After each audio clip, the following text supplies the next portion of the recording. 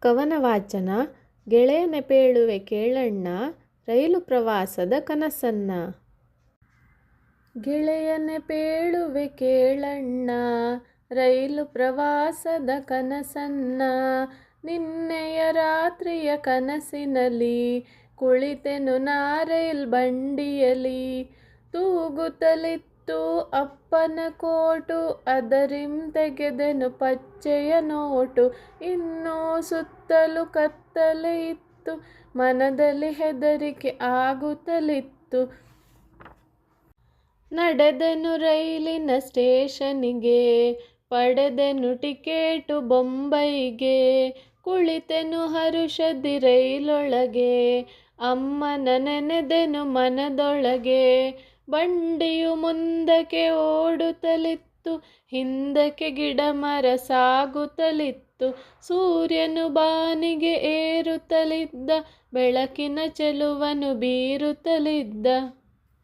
ನೋಡಿದೆ ಸುತ್ತಲೂ ಬೇಸರವಾಯ್ತು, ಮೇಲ್ಗಡೆ ಒಂದು ಸರಪಳಿ ಇತ್ತು.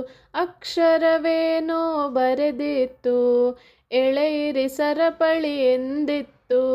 ಕೂತಲ್ಲಿಂದ ಬೇಗನೆ ಎದ್ದೆ, ತೂಗುವ ಸರಪಳಿಯನ್ನು ನಾ ಎಳೆದೆ. ಕುಳಿತಿದ್ದ ಜನ ನನ್ನನೆ ನೋಡಲು, ಬಂಡಿಯು ಒಂದೇ ಬಾರಿಗೆ ನಿಲ್ಲಲು. ಆಗಿನ ಮೋಜನು ಕೇಳಣ್ಣ, ಬಲು ಹೆದರಿಕೆ ತನಗಾಯ್ತಣ್ಣ. ಠೊಣಪ್ಪನೊಬ್ಬ ನನ್ನೆಡೆ ಬಂದ, ಸರಪಳಿ ಏತಕ್ಕೆ ಎಳೆದೆ ಎಂದ. ಅವನ ಕರಿ ಉಡುಪನು ನಾ ನೋಡಿ, ಅಮ್ಮ ಎಂದೆನು ಭಯದಿಂ ಕೂಡಿ. ಏನು ಎಂದಳು ನನ್ನಮ್ಮ, ತಟ್ಟುತ್ತ ನನ್ನಯ ತಲೆಯನ್ನ. ಆಗಲೇ ಕೂಗಿತು ಕೊಕ್ಕೊಕ್ಕೋಳಿ, ಕಣ್ಣುಜ್ಜುತ್ತ ನಾ ನೋಡಿದೆ ಪಿಳಿ ಪಿಳಿ. ಅಮ್ಮನ ಕೇಳಿದೆ ಎಲ್ಲಿದೆ ಸರಪಳಿ, ಅಮ್ಮನು ನುಡಿದಳು ಭಯವಾಯ್ತೇ ಗಿಳಿ. ಹೌದೌದಮ್ಮ ಭಯವಾಯ್ತು, ರೈಲು ಪ್ರವಾಸದ ಕನಸಾಯ್ತು. ಧನ್ಯವಾದಗಳು.